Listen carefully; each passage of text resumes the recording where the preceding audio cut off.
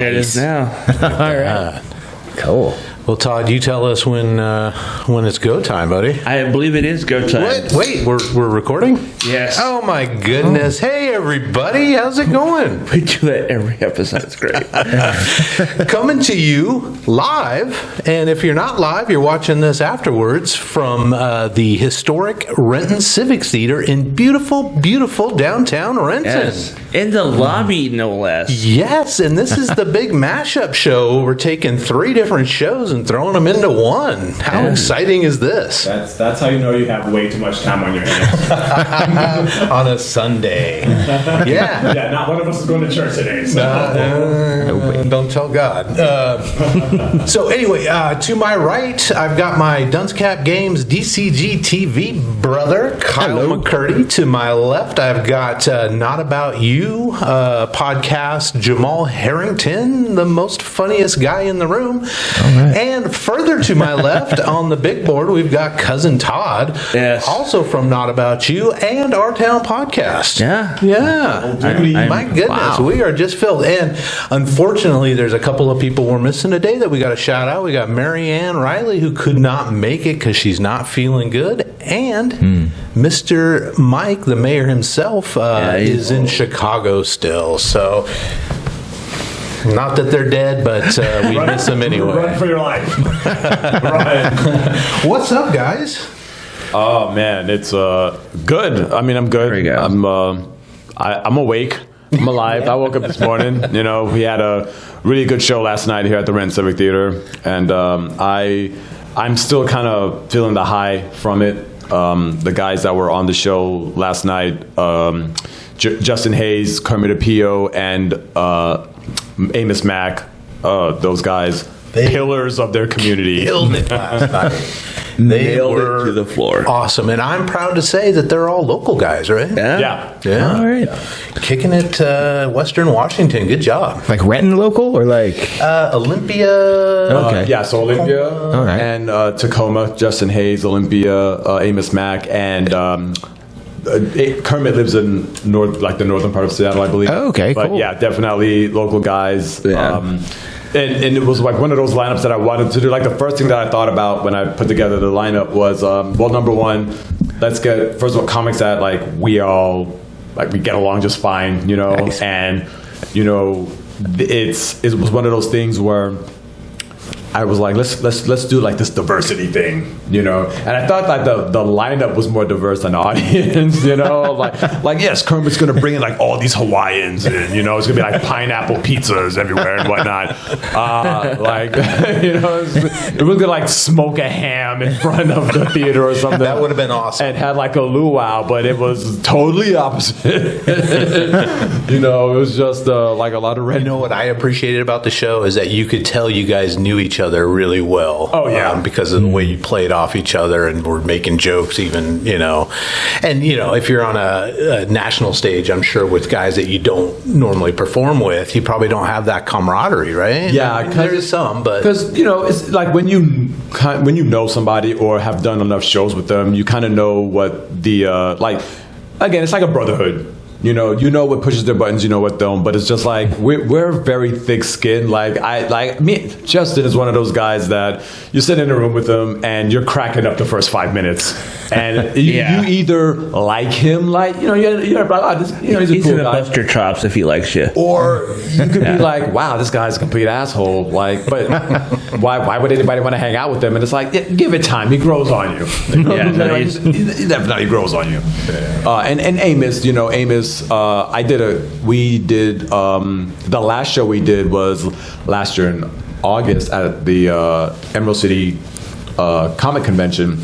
And there's this comic who does the Nerds of Comedy. The Real Nerds of Comedy. Yeah, the Real Nerds of Comedy. And Amos was on the show, and I kind of I was like, Amos is on this show. I was like, I didn't know he was a nerd. I didn't know he liked like Comic-Con and stuff like that. He's into anime. But he's like an iron worker or something. He mentioned. He's like Manly Man, right? Yeah. So that's the thing. I'm just like, I mean, I know you got a kid and all, but it's just like, do you really like what he likes? But when he closed out the show and it was amazing. And I was like, oh my gosh. So it was from that performance that made me think, I need to get him back on the show. Yeah. You know? So it was really great. And Kermit, he's one of the sweetest guys in the business. I mean, he drove all the way up from Salem. Oh, wow. Yeah, like, I mean, usually when you see him on stage, he's decked out in these nice suits. Like he looks like he's going to tell jokes and then, like, audit you at the same time. You know what I mean? Like, he's like, okay, this next joke is brought to you in part by, can I see some of your tax forms, please? You know? So it's just, it's that time. You know, he dresses really nice and he's very professional. So, you know, this was like kind of like the less dapper down I've ever seen him. But I'm like, dude, you're coming from like Salem, watching your daughter participate in a sporting event. Like, of course, you're going to, you know, go through traffic and try to get here as fast as you can. But yeah, no. So, but he came in, did exactly what he was supposed to do, and it was perfect. You know, it was very perfect. So I was happy that he was able to stop by here on his way home and tell some jokes. So yeah, it was really fun. Nice. Do any of those guys have any albums or anything out, or that you know of? Kermit has his special on Dry Bar Comedy on Facebook. Okay. So Facebook and YouTube. If you do search for Kermit Apio Dry Bar Comedy, you'll find one of his special that he did with them. Yeah. I don't know. I mean, back in the day, I was buying all kinds of like Richard Pryor and Steve Martin albums and stuff like that. Is that still in the comedy world? Do people do? Oh yeah, people still do albums. I mean, you can go on like Spotify, type in a name, and not much. But I had like a lot of comedy albums on Spotify, and Spotify for some reason, a lot of artists took their stuff off Spotify. Oh. But you could go on like YouTube and see like the tapings, you know, or even like any other, like Apple. I mean, Apple has like all kinds of stuff that but yeah, people still record albums. People still. He was going to record an album here. I heard about that. Yeah, I ended up saying no to that. And if you saw the show last night and the way I hosted, you could see why. But no. But no, I ended up deciding not to do it and postpone it a lot further. I was kind of going through some stuff, and I was like, you know what, I'm not sure if I want to do it, or I wanted to wait because I think the audience, at least for me, if I'm doing a comedy album, I want it to be good, you know, and I want to be able to do the album and be like, okay, that I did exactly what I set out to do and the jokes that I wanted to tell. And it was just one of those things where, and plus I was like questioning my comedy career. Like, I've been doing this for 11 years, and I'm like, you know, at some point you think to yourself like, okay, I'm here. How do I get to here? And sometimes you kind of need to like step back and kind of like reflect. And not try to push too hard because you don't want to bottom out and just like end up hating yourself and then hating the business. So that's kind of how it is. Kyle's a musician, has been in a bunch of bands and stuff. Did some recordings and whatnot. But it's kind of same thing, right? When you're in a band and you know you grind and. I mean, I wouldn't call it grinding in the band. It was like going to the bar and getting free beer to play music there. Oh, okay. Like, that was pretty fun. Free beer and chicks, right? Free beer and chicks, yeah. Basically our drink tickets. Pretty much. The grind would be more on the practice. I'd imagine would be something similar in the comedy world. I don't know. But it would be like spending the hours just doing it by yourself to get better. Yeah. That's where more of the grind is. Yeah. I don't have that creative bug in that outward way, so I don't. But it's fascinating to me.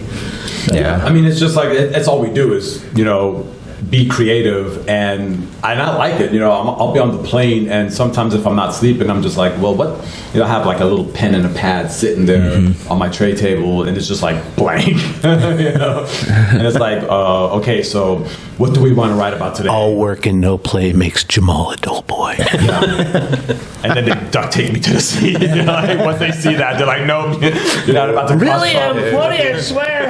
I'm like, at least give me my left hand so I can just write. You can duct tape the rest of the body. Just don't do it all the way through. Is that the process on jokes? You just keep a notebook and try to keep... You know what?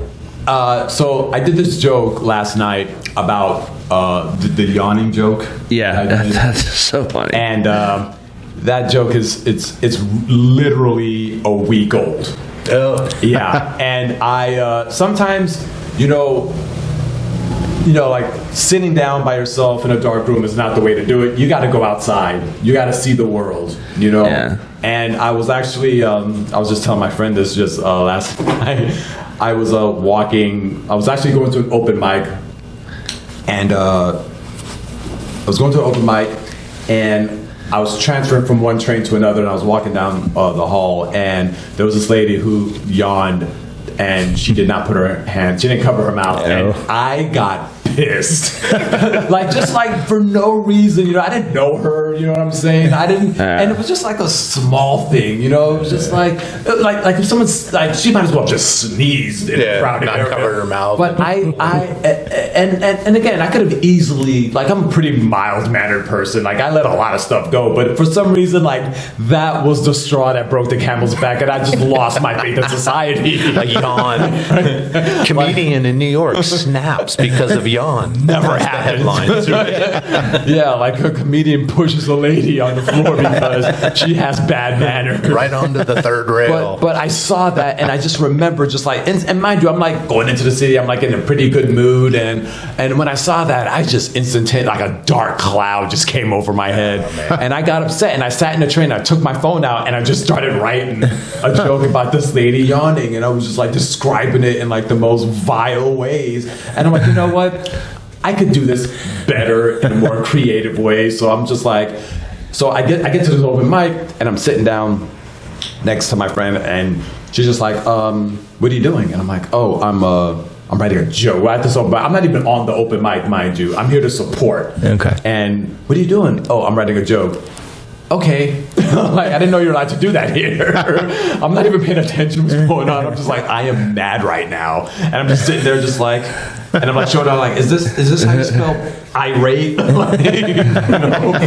So here's what I imagine. I imagine Jamal on a date, right? And something comes across, and he pulls out a little notebook, and he starts taking notes, and the gal sitting across from him is what the hell is he doing? And then he, says something, and he writes a little more, and she's what the hell, is he taking notes on me or something? There's an equivalent to that, actually. If I for some reason don't have my note in my pad, I just sit there and I just stare at you, and I just process it in here. And then I remember one time I was dating a female comedian, and why did I say female comedian? I was dating a comedian. Sex matters. And she was telling me stuff about her day, and I'm sitting looking at her, and I'm listening, how men's supposed to. And she's you're not even listening to me, are you? And I'm sure I am. She's no, you're not. You're writing jokes in here. And I'm maybe, but not if you're going to tell it first, Man. A smile and nod. Exactly. Yeah. Every, you got to mix it up 4 seconds, and then 3 seconds, and then you got to throw in a little, oh, really? Oh, I would have done the same thing too. Yeah. Until she's telling a story about how her dad or her puppy died, and you're oh, yeah, that's great. Yeah. I'm all for it. Yeah. Tomorrow. What do you guys think? Here's the question. I have a girlfriend, about 3 years, but there was a brief period between a marriage and girlfriend where I was dating.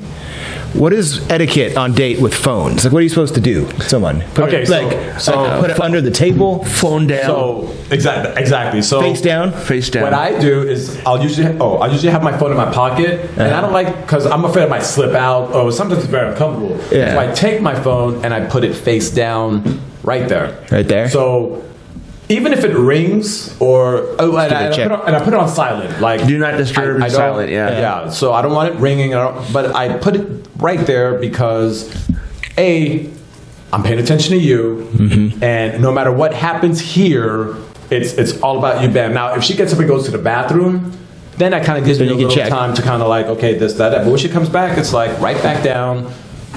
Talking to you. Yeah. But as far as that goes, you don't want to be tacky and just look at your phone and be oh, I'm sorry, the game is on.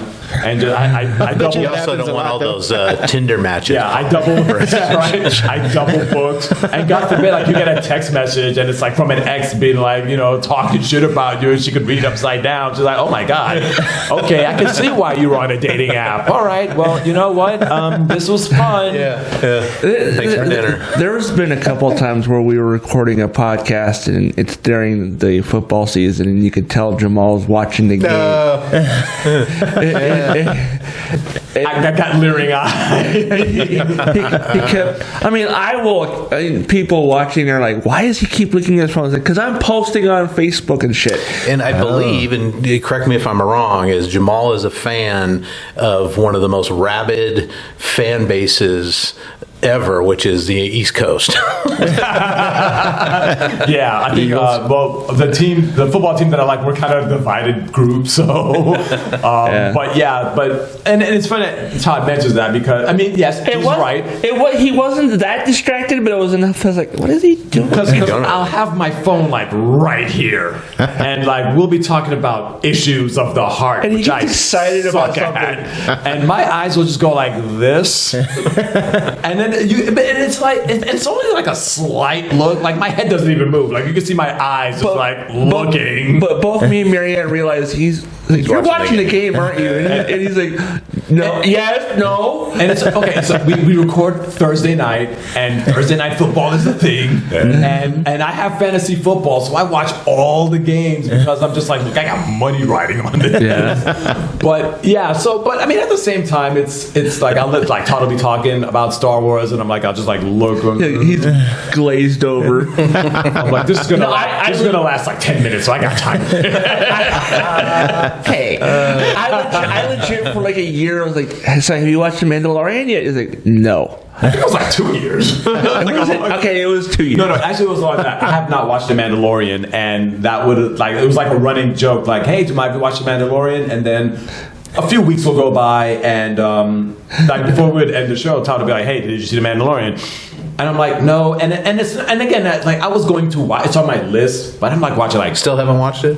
Actually, I'm somewhat caught up. I watched the 2 seasons. I've never seen it. No. Okay, so now you got somebody else to. We're no longer friends. You could like send and not for nothing. It's a really good show. Like actually, I saw the entire first season of The Mandalorian. No, I saw the first 3 episodes in New York, and then I came here and I watched the rest of it. Okay. And I was like, okay, good. I was like, all right, this is a pretty good show. And then I went on into season 2, and it was good too. And now I don't know how far back I am now because I feel like I'm not catching up. Is it season 3 now? Yes, episode 5 came out. That's the Wednesday. one. Sorry for being. Oh, come on! That's now. the one with like the Boba Fett guy and the little tiny Yoda guy, right? That's that one. The Mandalorian. Boba Fett guy and the tiny Yoda. It's the Boba Fett guy. It's the Boba Fett guy and Slimer. A hairless gremlin. Yes, that's the one. Like Slimer's just being annoying. I'm reading a lot of articles on negative pushback against Grogu. Like it's too much, man. It's overstepped, and people were happy when he went off with Luke Skywalker, but now he's back. And I get it. I mean, my kid loves it because of friggin' Baby Yoda, right? I like it because the action and it's Star Wars, right? But it's all those things, honestly. Yeah. I haven't heard the negative about Grogu, but I think the only thing that I've heard negative about any of these shows on Disney Plus is the Book of Boba Fett was kind of lame the first 3 episodes, and then Mando and Grogu show up in the 4th episode. Friggin' Baby Yoda, man. Is that Grogu? Is that Baby Yoda? Yeah. Is it Grogu? Yeah. Okay. Grogu's his name, but everybody calls him Baby Yoda because he's a small version of Yoda. Yeah. See, Okay. I just learned something just now. Me too. Like I'm like, what is that? Did I miss that in season 1? In season 2, at some point, we get introduced to a Jedi, and the Jedi is able to talk to Grogu. Oh. And she's like, his name is Grogu. Because before it was "Hey kid" was what. Yeah, that's what it was saying. He's like, "Hey kid." I will tell you, Todd. This might upset you. But I'm I think Star Trek is a much better franchise. They're 2 different things at this point. I mean, I like both There was a funny, I think, April Fool's post that somebody made that Disney bought the rights to Star Trek. I saw that. I was like, that's actually pretty clever. For a second, I was like, oh yeah, this is gonna be good. And then I was like, it's April Fool's. That's not even real. I spent all day just typing, do you know what day it is? The thing is like, okay, so in they call it the Kelvin universe, which is the JJ trick, as I call it. The JJ Abrams did the new movie in 2009. Okay, yeah. If you watch that movie knowing that it parallels the first Star Wars movie, like Farm Boy goes to space. Okay. His story arc. Yeah, the story arc is very similar. His greatest adversary becomes his best friend. You know. So people are just reusing storylines now. Yeah. Just recycling. That's all AI, right? New characters. Put a plot in action. here. And that was one of the complaints that people had. Like, this isn't Star Trek. This is Star Wars. I was like, yeah, that's why I liked it, because it wasn't a bunch of technobabble and like, you know. Isn't The Lion King like that too, where it's just Hamlet but with lions? Yeah. Isn't that true? And I've heard the same thing. I've heard without the insects. Right. I've also heard that Harry Potter is just Star Wars with wizards and dragons. I don't know enough about Harry Potter. Yeah. I remember when I was living in New York, like a lot of the kids were reading the books. I mean, they were thick books they were reading, and I was like, "Wow, okay, kids are reading," you know, like that, and they were just like, "I can't wait for the next book," and I'm like, "There's more books and of Harry Potter." Like, I remember when like it was like a phenomenon, like just the Harry, and then the movies started coming out, and then you would hear like these young like kids way younger than me being like, "Oh, the book was way better than the movie," and I'm like, "Well, damn, like if that's your endorsement, if that's your way of trying to get me to read, I've not read it. What? I have not cracked open a Harry Potter book in my life. I did wait in line for a few hours when one of my son was like, I don't know, 10 or 11, something like that, and waited in line at a Barnes and Noble. To get the book, to be one of the first ones to buy this, like waiting in line for concert tickets back in the day, right? Yeah, exactly. Like some of these, you would think that they like Ticketmaster would be like in like the strangest places, like music, but it's just like, are they selling tickets to this? No, we're here for the Harry Potter book, and and so it's like, is it really a book where like when you open it, there's like weed cut out into the pages or something? It's just like, you know, is it really a book? A little bit of meth in there to keep the kids interested. Yeah. You know, but so I started watching the movies, and I haven't watched all of it. I'm stuck at, I don't even know which one I'm stuck at. I actually, this is the fourth one, and I don't even know the title of it. I don't remember the title of it either. But I will say this: the movies are pretty interesting, you know. And as I'm looking at the movies, and you really got to pay attention. You know what I'm saying? Like of everything that's going on, I understand the fascination. You know, I haven't read the book, so I can't really compare the movies with the book. But it blows my mind when the kid was like, "Oh, Goblet of Fire, book was better," and I feel like such a loser now. I'm just like, I want to be cool like you, and you're not even old enough to drink yet. How do I be cool like you? Reading Harry Potter books. I never got into any of the Harry Potter stuff myself. I got introduced to it, Harry Potter, from my niece. She had like the hardback books. She's like, you know, my mom bought her all the books that were hardback. What's the author? J.K.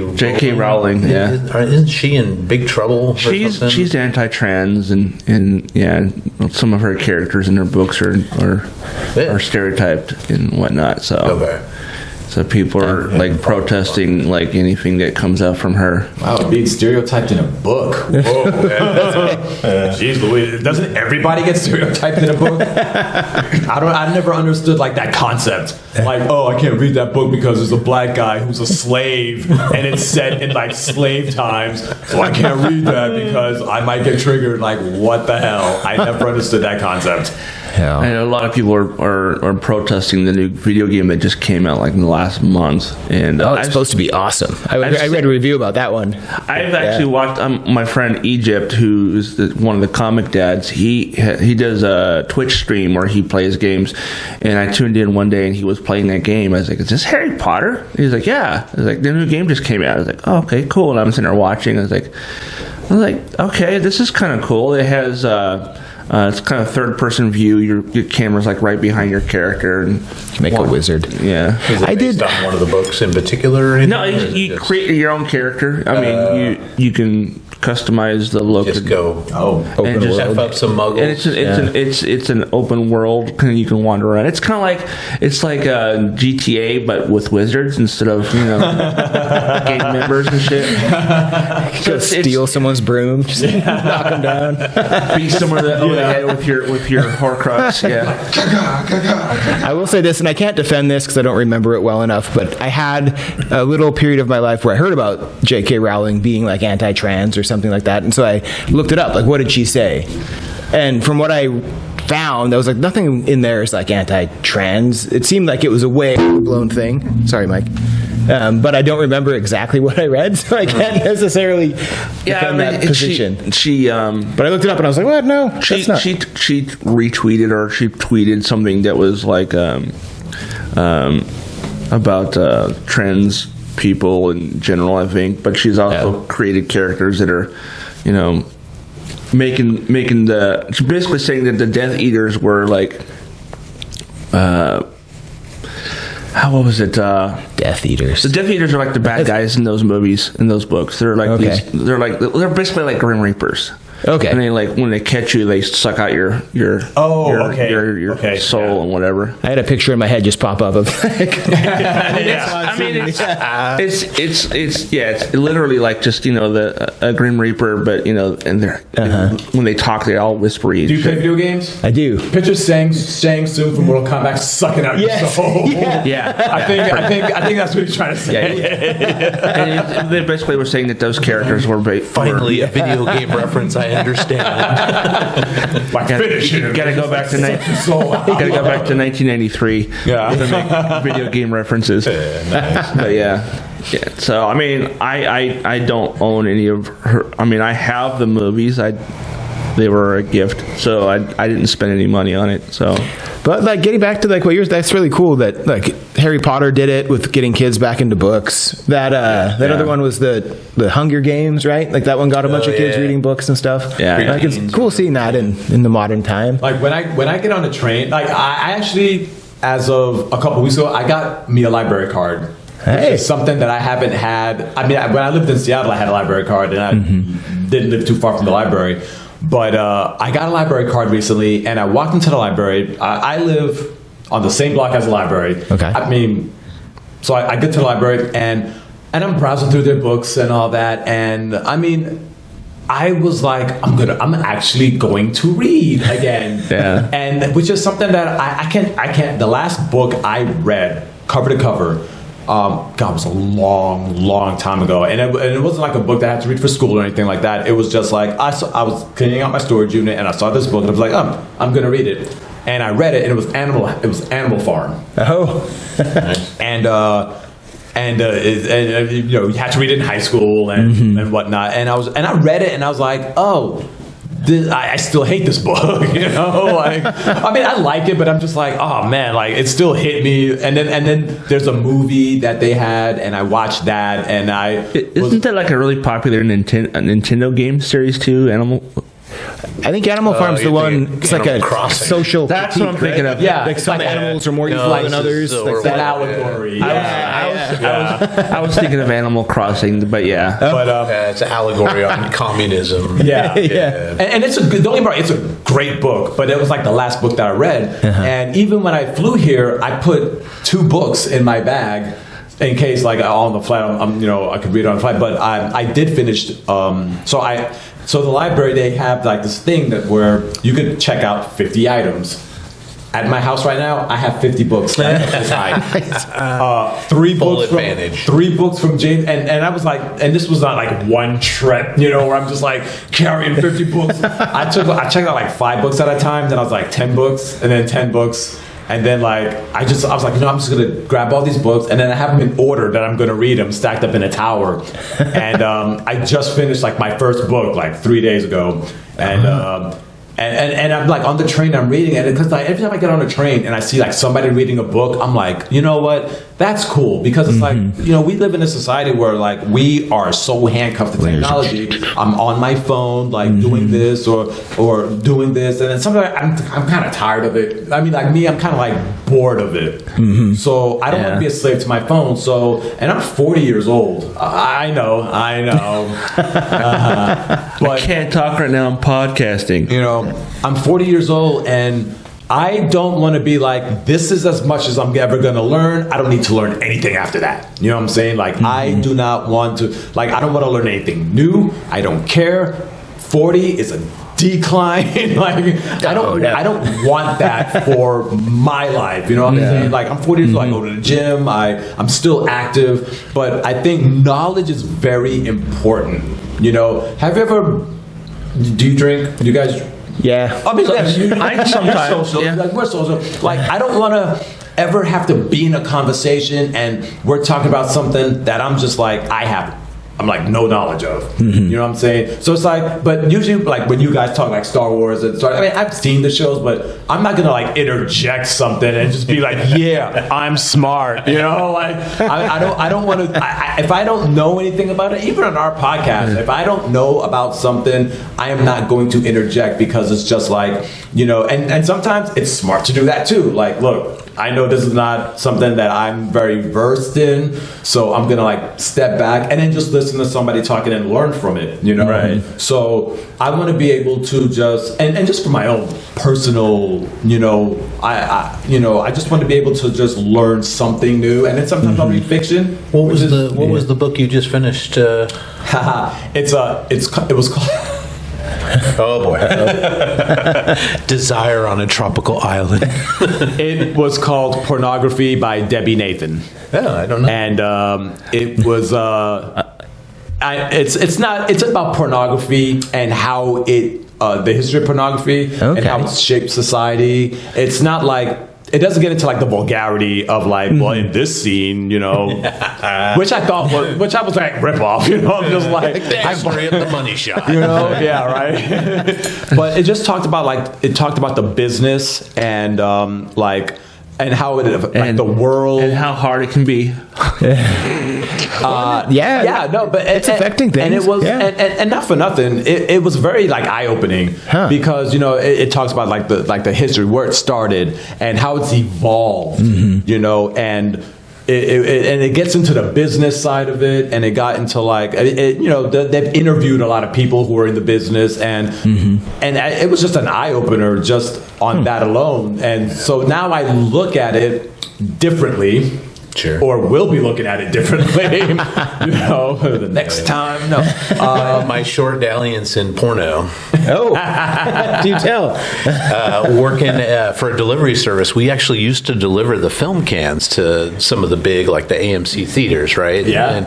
And one day I was carrying a couple across the warehouse, and this guy is always talking about pornos and being in porns and going to LA and becoming a porn star, all this stuff. Chris, if you're out there somewhere, he comes up. I said, yeah, I always wanted to be in the movie industry. He goes, dude, we could leave on Saturday, man.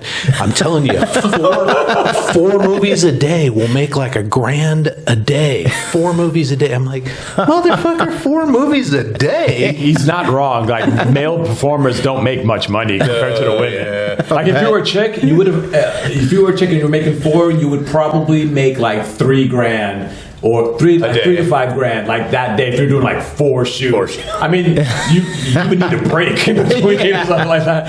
I gotta let this shit heal, but dude, you're just like, okay, like I need a salad. You know, like give me a man and a smoothie. Come on. Quick question for you guys: have any of you seen the movie Orgasmo? Yes. Oh yeah. No. Trey Parker, Matt Stone. The guys from I've South heard Park. of it. I've not seen it. Oh man, it is absolutely the funniest thing. It's essentially. Is it about porn? It is about a Mormon missionary who becomes a porn star. Yeah. He's doing his mission and he interrupts a filming of a movie. And the director says, you know, the bouncer guy is like, kill them, and you know the guy goes to chase off the Mormons, and he knows kung fu and beats the shit out of the bodyguard and stuff. And it's the South Park guys. Yeah, and ends up getting hired to play the main character in the movie they were filming. It's really he becomes funny. a big porn star, but his Mormon faith won't allow him to inject his faith into anybody. Right? So that's one way of putting it. And every time there's supposed to be penetration, he goes, "Well, we'll just use a stunt cock." Yeah. And they yell, "Stunt cock!" in one of the scenes, the stunt cock is a big black dude, and he's like, "You don't see a problem with this?"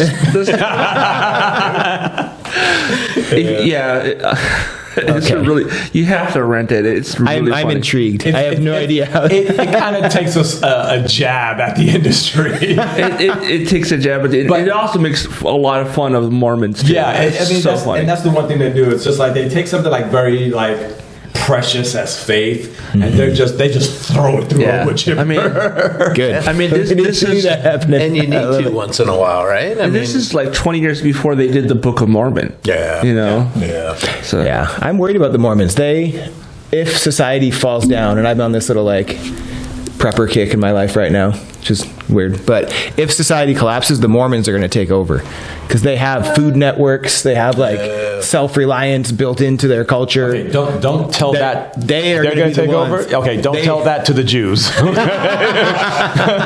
because they're like, we're next in line. Are you saying they have more than the Catholic Church? Because I'm pretty sure the Catholic Church has everything. Well, maybe they would take over the Southwest United States then. Mormonism is still the fastest growing. Islam is the fastest growing. Well, Christian faith anyway. Oh, okay, yeah. I kind of feel like people are over the whole Christian thing now. There's a lot more atheists these days, I think. Yeah, and you want to know, and thank you, Christians, for that. You know, it's just, I mean, I when I was a kid, I used to go to church 3 times a week. Same. Wow. Thanks. Well, not 3 times. Yeah, but yeah. We would go Wednesday, Sunday, and then sometimes they'll have like night service on Sunday, and that's just way too much church for a child. You know, were you Jehovah's Witness? No, I was a Christian. Just to process all this, you know, morality and stuff, and I'm just like, man, I'm just now learning what boobs are. You know, it's just like then you're gonna throw this Jesus thing at me. You know, so it's just. But as I grew up and I learned that I could make my own decisions, like I didn't have to go to church anymore. I'm not saying like I don't believe in a higher power. I just don't believe in the whole organized religion, like hierarchical organized religion. Yeah, the community aspect's cool. Like that's pretty neat when they can like get people together in community. Yeah, people like feel like they're part of something. Like, hey, you know, we're doing a potluck. Oh, like, cool. You know what I'm saying? But it's almost like it's like a recruitment. You know what I'm saying? It's like before we feed you have your 12-year-old daughter. No, they're like, before we feed you, we have to do some prayers and some other things. You need to accept this ridiculous belief. Come over to my little mini swimming pool. I just love it when the answer to everything is Jesus. You know, it's like, hey, what's the square root of 9? Jesus. You know, just have faith. That doesn't make sense. That's why it's called faith. Yeah. Like they just wrap your wrist every time you say something other than Jesus, or like the Holy Trinity. Just it's one to 3 answers. Get one of those Catholic nuns that like doesn't like smack the back of your hand with a ruler. I got slapped by a nun in the 5th grade. Like in the face, open hand? Open hand, man. Yeah. Chuck, what did you say? I didn't say anything. So, Catholic school, we had to raise money, right? Always fundraisers. You're either selling chocolate bars or you're doing some kind of performance for, you know, priests. But we're about to go on. We're all lined up. 5th grade class. We're going to do this big, like, Western hoedown dance thing. And one of my buddies pushed me into the girls' bathroom through the door. And I came back out, and I think I shoved him, and we were giggling. It was just kid stuff, right? And the nun comes up. She's like, "What did you do? What did you do?" And I'm just like, what? And so, wow, like that. And I'm like, motherfucker, I'm out. And I left. And they had to, you know, without, you know, a young Charles to be there for the big performance. But yeah, slapped by a nun. Parents got pissed. What? Yeah. But they had to sign something when I went to elementary school saying that you're allowed corporal punishment was a thing. So, like, they gave me up. Not the face, hit man. My butt, not my face. The ruler on the knuckle thing. I remember in elementary, I think it was even middle school, the principal's office had a paddle above the door. Yeah. Big wooden paddle, like from the movie Dazed and Confused. The paddles of those guys with the holes in it to make it go faster. Less wind resistance. Exactly. And I got threatened with the paddle more than once, but I don't remember ever getting hit with it. Yeah. I got paddled twice in junior high, and I didn't even know that was a thing. Like, I would hear kids talk about it, like, "Oh, did you hear about so and so? He got paddled for cursing." And I was like, paddled? I mean, I didn't, and I never knew what it was because, again, I'm from New York, where God forbid you touch a kid. Right? You can't even look at a kid the wrong way in New York, man, without the whole community coming down on you. But we moved down to like the small town in Texas, and and again, like, there was a paddle on the principal's desk, but I thought it was like a paperweight or something. That was like a big ass paperweight that no papers underneath it though, but it was on his desk though. I was like, he's really into cricket. And and so like, and you hear kids talk about, like, if you got into a fight, there was an automatic paddling, so I remember the first time I saw a kid. Well, we didn't see a kid get paddled, but this kid was going to get paddled because he got into a fight. These two kids, and the way that they did it was when everybody was in their classes, 4 of the teachers, because I was in the 6th grade, so it was like 4 teachers. They would go into the hallway and they would tell these kids why they're about to get paddled, and you could, and this is what you heard.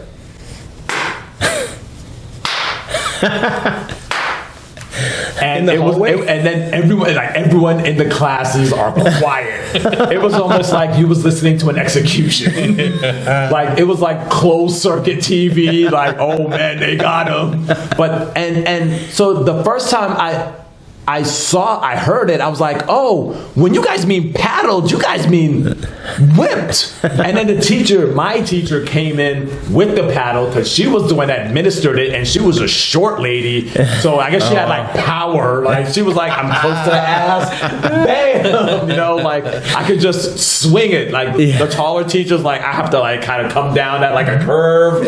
Like, she was just like, and she came and she opens up her drawer, throws the paddle in there, like she was just like coming off of like patrol, and she just throws her gun in the drawer and closes it. Shit. And then she just, okay, class, open your science books to chapter 5. She's like Kirby Pluckett when he's the designated hitter. Right? So and mind you, we heard that 6 times because there was one kid getting hit and then another kid, and they come in. One of them come into our class like rubbing his ass, tearing up. I'm like, how the fuck are you supposed to learn after that? Might have a good effect though. Public school? Yes. Catholic school? Public school. Public school? Public in Canada. In Canada, Canadian. Oh, wow. Yeah. So you guys just hit each other hockey parts. It was a little, there were some, I mean, I never got hit, but kids got hit by their teachers in the school. Yeah. But I'm at 41, so like coming up in the 80s, early 90s, I think that was still a thing most places. Yeah.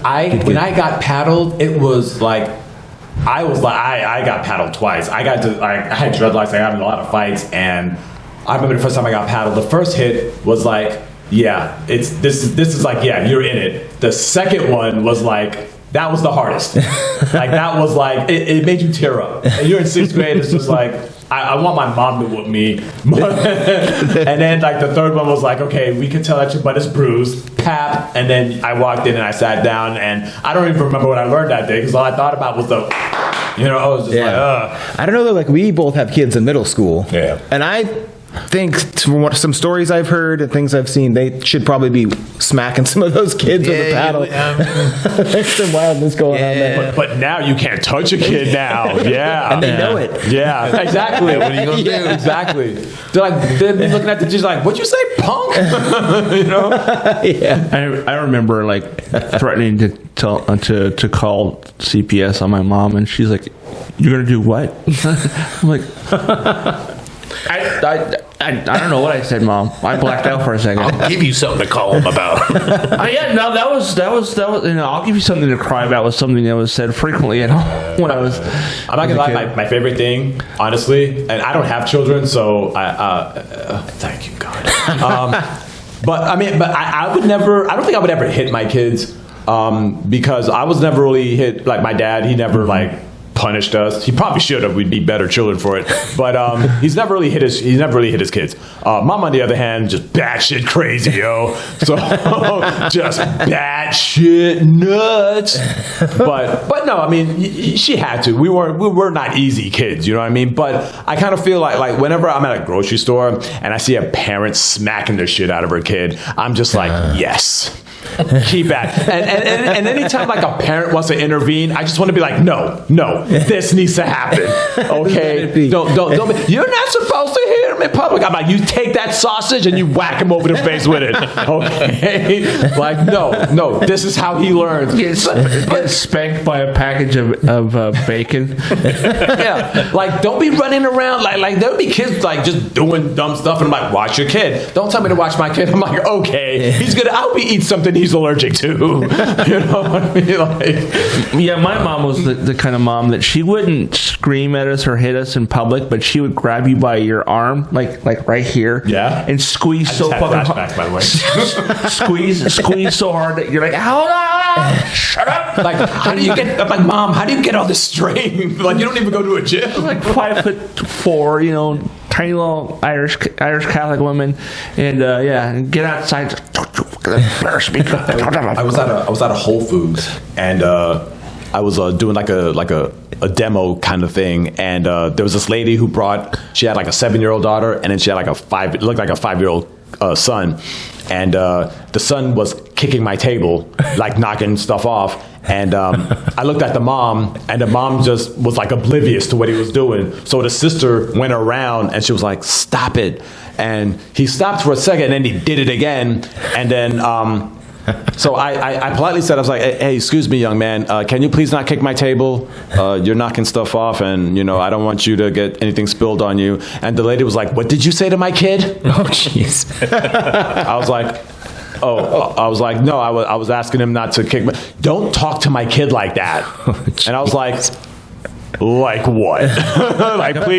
please tell me, like a parent, what did I say wrong? And she was like, you don't talk to other people's kid like that. And I was like, oh my God, this bitch is crazy. I was like, out of all the people that are standing here, the 7-year-old one is the one raising the 5-year-old, and you don't even know what's going on. She's like, you don't talk to other people's kids. Like, if you want to say something to somebody's kid, you talk to the parent. And I was like, so you did not see him just kicking my table just now, and you were just like, you think that's like the norm? Like, you see the stuff that I had displayed just getting knocked down. And so she got very upset with me. She's like, I'm going to talk to your supervisor. I'm like, okay, go ahead. I don't even work here, but yeah, go ahead. But she was just, she got like really like, she wanted to like make it her.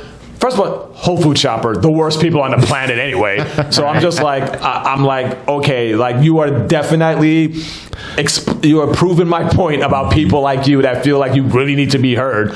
So she was like, tell me this, and I'm just like, well, I didn't say anything bad to your kid. I just told, I'm not. You think I'm gonna risk ruining my reputation of just yelling at a 5-year-old? I know he's a kid, but I talk to him like an adult. I called him sir, mister, and all that, and he was just and you're just standing like, I have a niece. I watch my niece. If she does something that she's not supposed to do, I tell her, and then she stops, and then that's the end of the conversation. But you apparently, I doubt he has a dad. Like, I'm like, I can see why you're raising these kids by yourself, because I didn't see a dad, and you probably ran him out because of your mouth or lack thereof. Jamal, it's clear that Whole Foods only sells to Karens. Yeah. Obviously. Well, I was going to say she probably went home and gave him a participation ribbon too. Like, you should have kicked it harder. You would have got a gold. Like, he was practicing for like he was practicing for soccer or something. And just like kick. But I don't know. But it's like, you remember those days where it used to take a village? Mm-hmm. Now it's just like the village can't even get involved anymore. Right. You know what I'm saying? Like, you got to look out for your own kid, and you got to hope that your kid don't turn out to be a spaz like that other kid, because, and then of course we blame the parents, but it's just like, really? Other people's kids. They hadn't got the kids like Adderall right. I mean, they're still figuring out the levels and shit. I never want to get to that point where I'm just like, okay, open wide. All right, go play. Yeah. I remember there was a comic that was in the paper, I don't know, a while back, but it was a thing where it was like 1955 or something, and the kid comes home and he got bad grades, and his parents are like yelling at him and like threatening him. And then 2020, and the kid comes home and he has bad grades, and the parents go and yell at the teacher, like, "What are you doing wrong?" He's like, "You're not babysitting my kid right. Make him do better. Raise him right."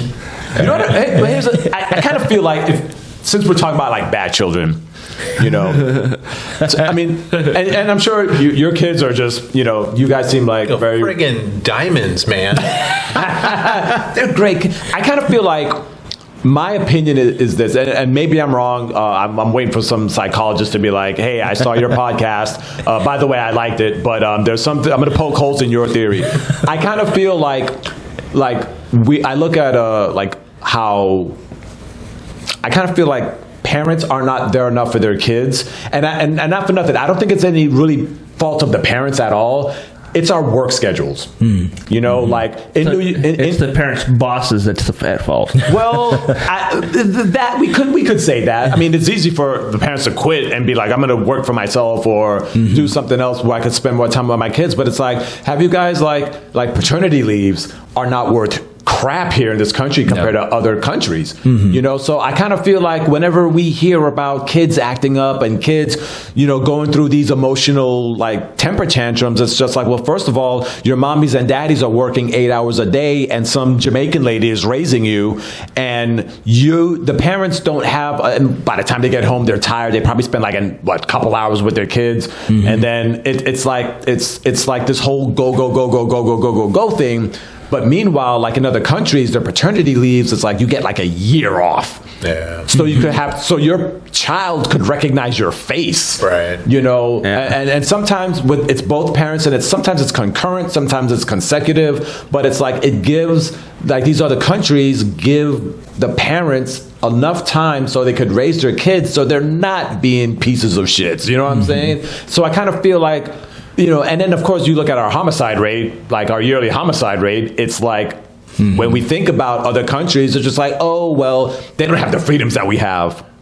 I think I would trade some of my freedoms to be able to live 20 years longer, like, I mean, like a lot of our like, and again, I'm going to lose the South for sure for this, but I feel like a lot of our like amendments are completely outdated, like severely outdated. Like the constitutional amendment? Yes. Severely outdated. Like as far as right to bear arms, I don't care about that. But you can't be like, hey, right to bear arms and, screw the First Amendment. You can't pick the sexy amendments and be like, yeah, pick and choose, and be like, this is great, but we need to throw this out and overturn this and overturn that. But it's like other countries, sure, their taxes are higher. But you know what? They're happier because you want to know why? If they stub their toe crossing the street, they could go to the hospital and then not get a bill later. Not go bankrupt. You know what I'm saying? And they take care of you. So in order to develop a society of like really, really, commendable people, you got to start with the children. And we could say children are bad all we want, but then it's the children, it's the parents, and then it's the parents trying to find the time to. I mean, yes, you have the weekends, but sometimes that's not even enough. You know what I'm saying? You got to be there with your kids. You got to be there to mold their minds. You know, because again, there is a thing called a terrible parent, and kids pick up on stuff really fast. You see a man beating up on a woman, these guys, the young child think, oh, that's the norm. Maybe that's how you get a girlfriend or a wife or whatever. You know, it's the things that they see. Yeah. So, and again, you're not going to always be able to shield your kids from like everything. But, you know, if you put enough, like, if you give them enough positive knowledge and whatnot for them to be at least a decent human being, at least, you know, and I think that's something that we have to look at. I think we have to look at stuff like our paternity leave. They're like, okay, we'll give you 2 months off and we'll pay you 40% of your salary. It's not 40%, but it's like they'll pay like 66% of your salary. And it's like, oh, I get 2 months. Okay, my baby's eyes will barely be wide open, but at least I'll be able to come back to work. And, you know, that's better than going back to work after 3 days. And on top of that, childcare is expensive per month. You're taking your kids to like a dang like baby mill, you know, like with a bunch of other babies, and you're hoping like we'll throw you in this pen with hope you guys can get along. And you hope that they're not doing like baby boxing matches and shit at the daycare, right? You know, our first fight club. Yeah, exactly. Yeah. But we don't talk about that. No, I mean, with my son, who's 26 now, it actually worked out well. Got divorced from his mom when he was like 18 months old. So I was kind of forced into that, having him 3 times a week, right? I had him every Tuesday, every Thursday, and then every other weekend. So it forced me to be a better parent, right? Because I was, you know, didn't have somebody who's like, go tell your mom, you know? So we did a ton of stuff together, you know, museums and hanging out and playing. And he's a smart kid. Yeah, he's a smart kid, and I'm proud of him. With my daughter, though, I had her later in life. And she's only 12, so I feel bad. So like when my son was young, I was younger, so I was able to get on the floor and play trains and play, you know, G.I. Joes and say Star Wars figures, all that stuff. My daughter came along, fuck, my back hurts, man. I can't sit on the floor too long. I'm not playing dollies with you. It's not because I don't love you. It's because my back hurts. She's like, I'm going to have a teapot. We'll put a pillow right here for you. There you go, Daddy. Now you can't go anywhere. I mean, I have a niece, and you know, sometimes we will. She likes it when she's like, Uncle, I like it when you talk like a girl. and I'm like, I get it, because she's just like, you know, I guess she feels like I could relate now. Like, well, you know, she has like a little dog. So how does that sound, Jamal? I don't know, man. I can't do it when people are watching. I was gonna say there's probably a big portion of the population that likes it when Jamal talks like a girl.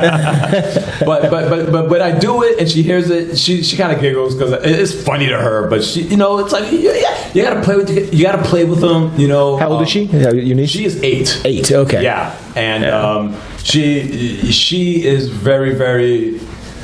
She's gonna probably never want for anything when she gets older, because she's just like she knows what she wants when she wants it, and I try not to spoil her. I kind of like hold back on some of the things. I'm like, no, you got to know what hunger feels like. You know, even though you're not supposed to like really do that. Like I want you to know what being poor feels like. Give me your money. You know, experience lack.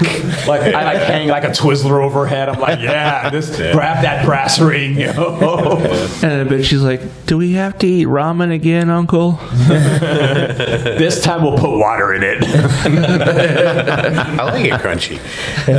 Yeah, with my daughter, it's like I bring home hot Cheetos, right? And she's like, oh.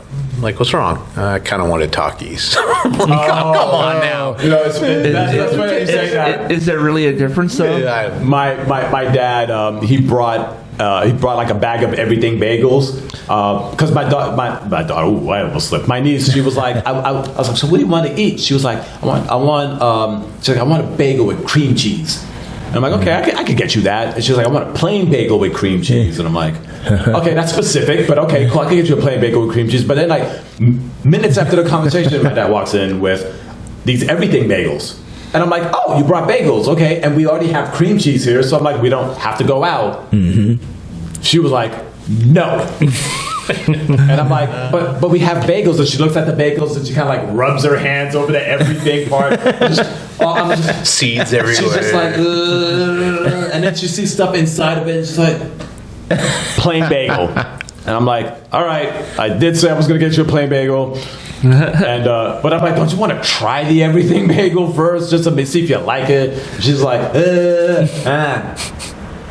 no, I don't like it. The only reason cheese pizza exists in the world is because of kids. Yeah. Oh yeah, and plain cheese pizza. I've never met an adult that wants plain cheese pizza. My roommate, she's vegetarian, so the only pizza she'll eat is cheese pizza. She's an adult. She doesn't throw like like my age, tomatoes or spinach or nothing on there.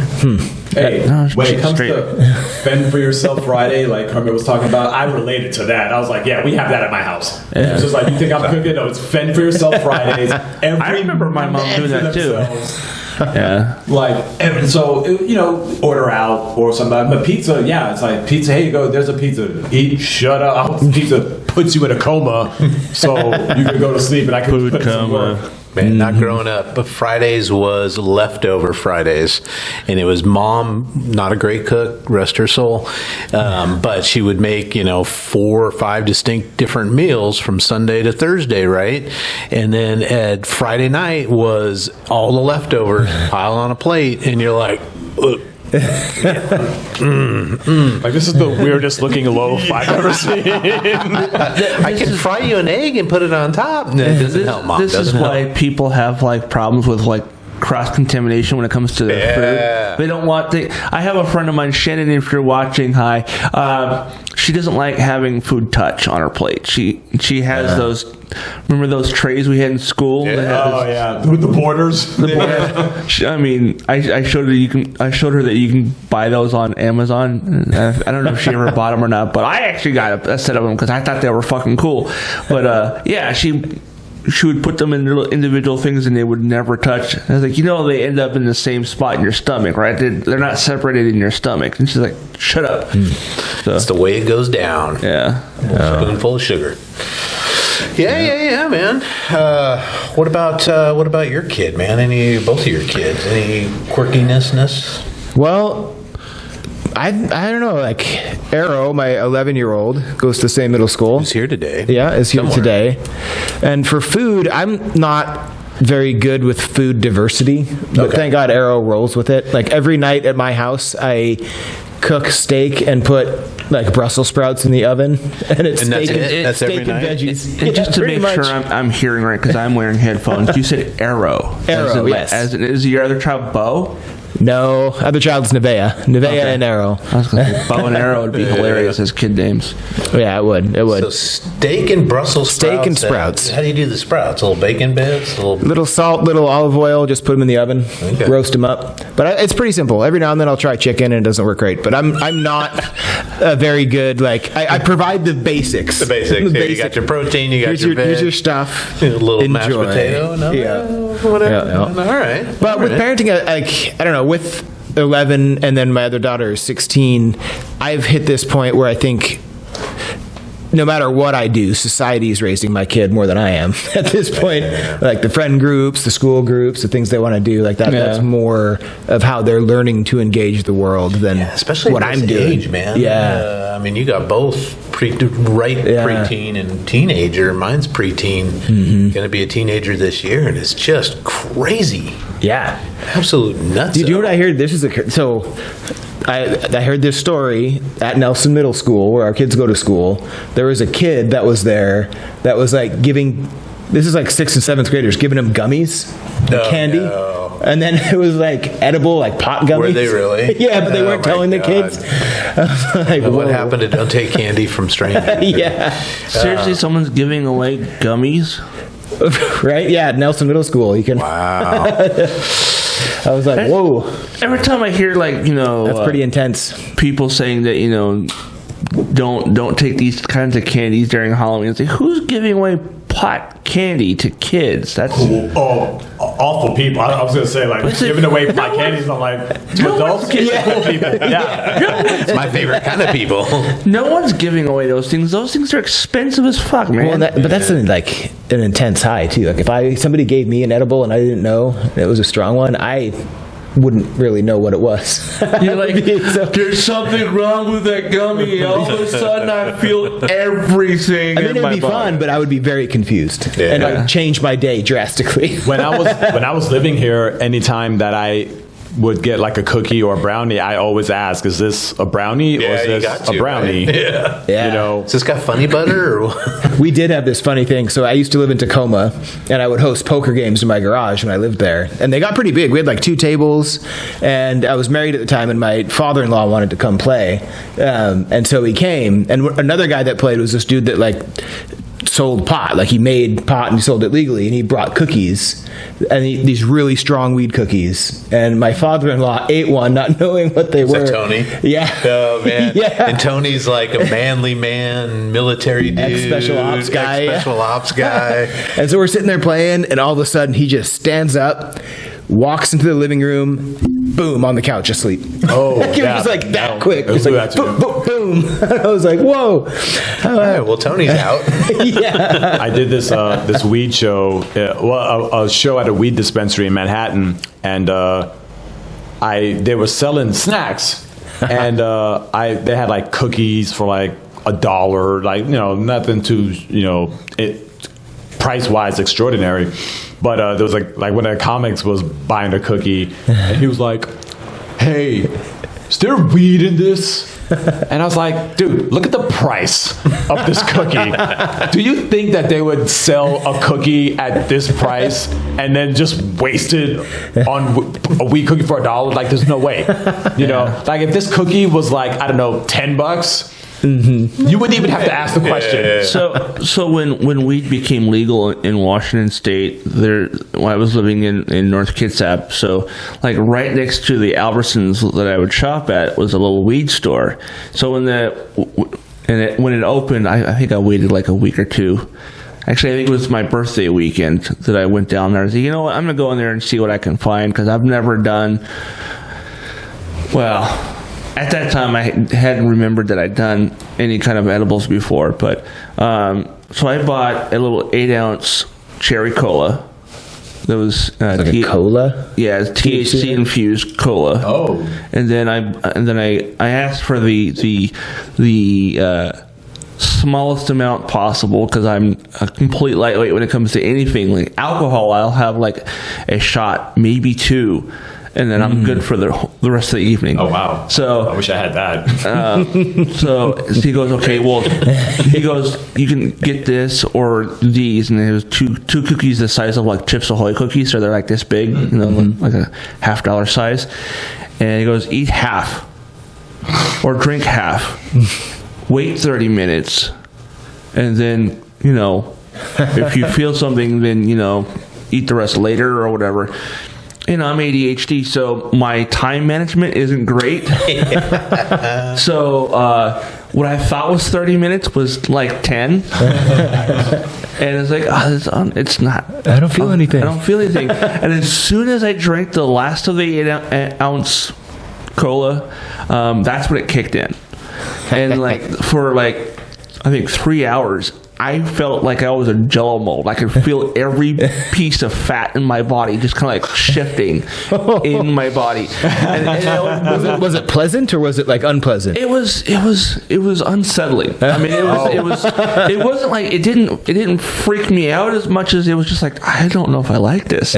But it was like, seriously though, like whenever you move, you don't necessarily notice all the muscle movements, but I felt every piece of fat in my body shifting anytime I moved. So it was like I'd move and then all of a sudden and I'm like, no, I don't like that. And so I had those cookies for like 6 months before I touched it again. I was like, you know what? I'm going to probably take a nap anyhow. So I'll eat this cookie and lie down and watch something on Netflix or whatever and just pass out. And that's what I ended up doing. And I have not had edibles since then, whether it be drinks or food. I like them for flights. Like if I'm on a long flight. No, I just like. I recently got like a coupon for a free thing from this. I hate you for saying that. I'm serious, bro.